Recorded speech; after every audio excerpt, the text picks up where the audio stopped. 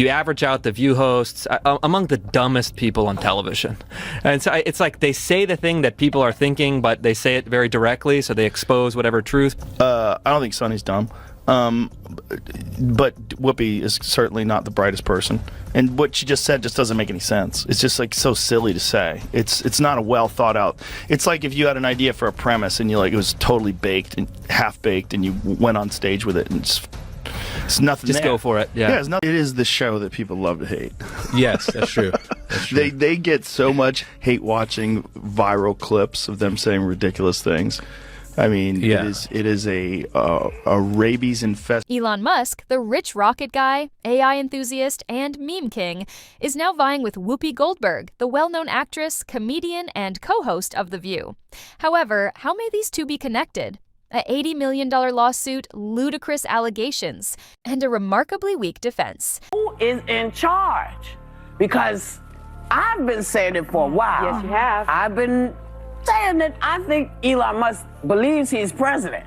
Wait a second, come on, man, this is too... Breaking news, Elon Musk files an $80 million lawsuit against Whoopi Goldberg. Before we start this weird combat, please remember to click the like and subscribe buttons.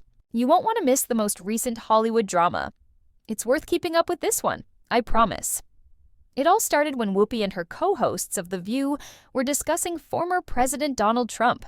But the more the conversation went on, the more intense it became. Whoopi claims that Elon Musk and Ohio Senator J.D. Vance may be covertly working together to control the government if Trump were ever removed from power. I wanted to talk to you about. I wanted to play this, but we decided we shouldn't play it. We don't want anybody to have any sort of a way to get it down. The episode of you when you were on The View, when you were running for president. Right. Donald Trump is a billionaire, a real estate mogul, and a television star. But does he really want to add President of the United States to his resume? A lot of people would like him to. You got introduced as our friend Donald Trump. Please, let's find out, and please welcome my friend, Donald Trump. That's right. Whoopi Goldberg gives you a big hug and a kiss. Joy Behar gives you a big hug. Barbara Walters gives you a big hug. They all loved you. We're so happy to have you. Whenever you're on with us, we're very happy. We love it. They're talking about you in such a favorable light. The audience was cheering, and then you actually started winning in the polls, and then the machine started working towards you. Joe Biden knows how to do this. Trump. Yeah. He tends to just... Elon Musk did not treat this lightly. According to his legal counsel, Whoopi's statements were not only false, but also intended to damage his reputation. Now, let's take a break. Known as a genius, disruptor, and meme lord, Musk is one of the most powerful individuals on the planet. However, is he also a puppet master for the shadow government? It is a new one. This wasn't just a casual comment. It was the final straw for Musk. In a complaint claiming defamation, slander, and falsehoods, he sought a hefty $80 million in damages. Although a little confusing, Whoopi's reaction to the lawsuit's media attention was swift. To defend her, Musk was unrelated to the comments. In fact, her cat, wait for it, had an impact on them. Yes, her pet. To clean something up, because my cat lays in wait for me on my stairs all the time. That's what I was thinking of that. I wasn't trying to indicate that they were actually standing there with their legs out, hoping he would trip. No, nobody wants anything done No, to the president. it was lighthearted, and it's the holidays. Come on. My goodness. You did not mean that anybody should hurt the president. No, of course not. Okay. The thing about this show, there is no way not to step in poo. For all of you who are waiting and saying, oh my God, listen to what she said. I got a cat who does it to me every day. Whoopi claims that her cat, whom she affectionately calls her stair ninja, often waits on the stairwell to try to trip her up. She insists that this is the image that came to mind right away when she uttered those words about Musk. If you're wondering how a cat's behavior led to accusations against Elon Musk, you're not alone. Critics slammed her reasoning right away, calling it a desperate diversion, a cat defense, if you will. That turn of events surprised even the most seasoned drama fans. But Musk is not laughing. According to his legal team, Whoopi's remarks were not only innocuous, rather, they were malicious and meant to paint him as a villain working in the background. Media critic and podcast king Joe Rogan used his platform to attack Whoopi and The View for what he called their blatant hypocrisy, just when you thought this drama couldn't get much more hot. if you could stop Hitler by any means necessary, wouldn't you stop Hitler? And so they equate Donald Trump with Hitler and go, here you go, this is our modern Hitler. Do you see what Whoopi Goldberg said? What'd she say? Whoopi Goldberg said that Biden could arrest all the Republicans and put them in jail. You just need to see how unhinged this kind of thinking is. All those rights, he is immune from everything. Yeah. You know what Joe Biden could do since he is presently president? What? Whoa. He could throw every Republican in jail. Rogan didn't hold back. He pulled up old footage that captured the moment welcoming Trump with wide arms. Applause, hugs, the full 9 yards. In a few years, he turns into the public's worst enemy. Rogan viewed it as a calculated political strategy to achieve a goal rather than a genuine change in feeling. He was far from done. He also criticized the media's obsession with drama and conflict, accusing The View of prioritizing sensationalism over reality. Even if you average out the IQs of The View hosts, you may still struggle to reach triple digits. Rogan quit. It may have been harsh, but his admirers loved it. Musk's lawsuit takes media bias allegations against The View to a whole new level, despite the fact that they have been made before. So, Barbara was her usual polite self, as she was with every guest. But did I look warm and fuzzy? Was that a warm and fuzzy welcome from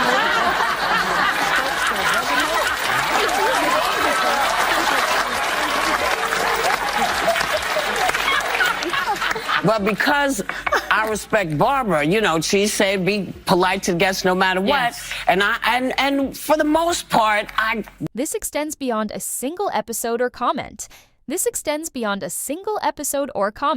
The objective is to hold a website such as The View accountable for what Musk believes to be a pattern of misinformation. Musk's complicated history with the media should not be disregarded. 1 minute, he is a visionary.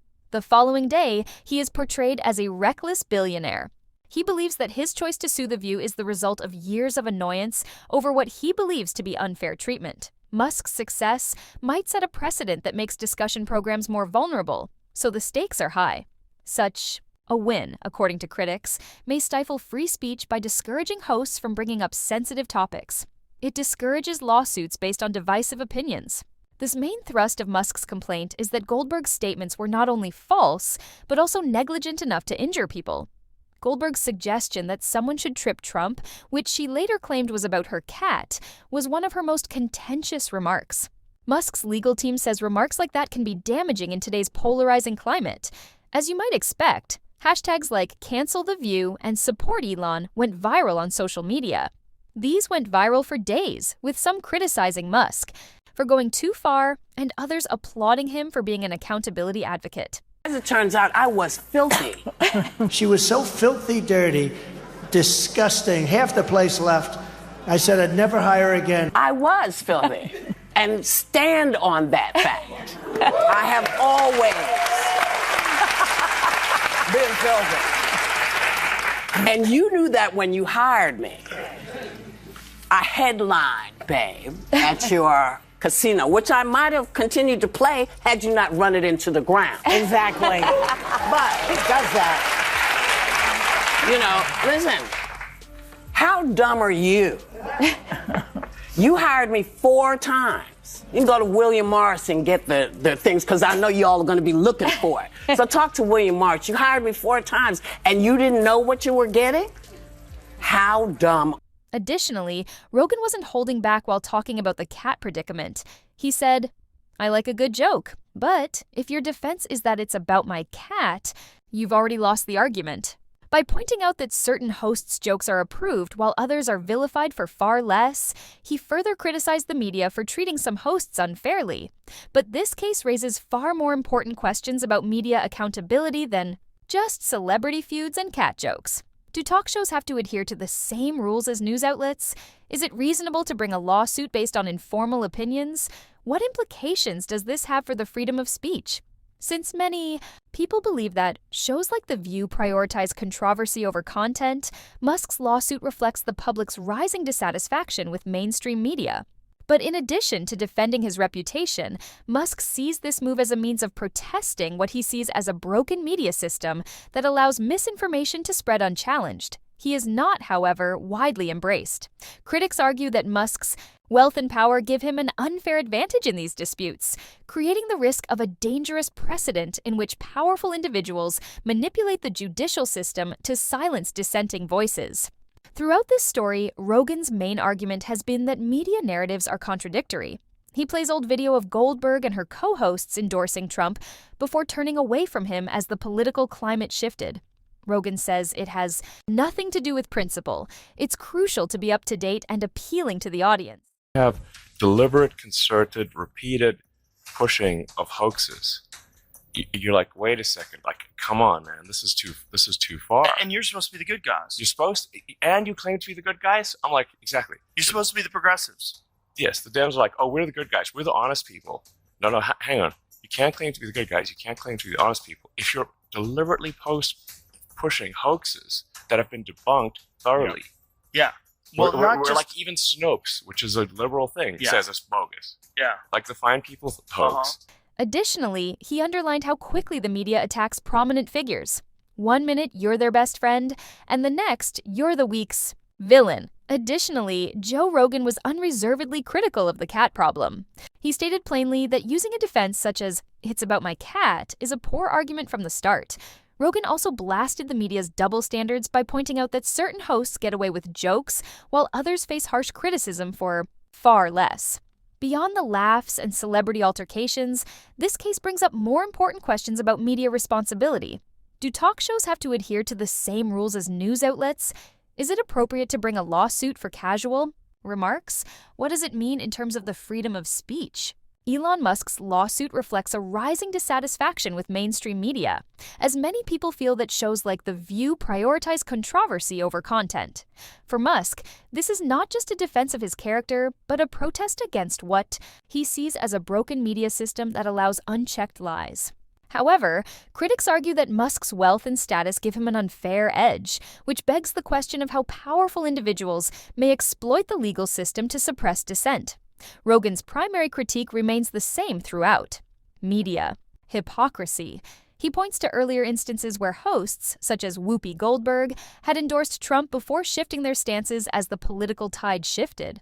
According to Rogan, staying up to date and appealing to the masses come before morality. He also highlights how quickly media narratives can shift, turning famous individuals from allies to foes in a matter of seconds.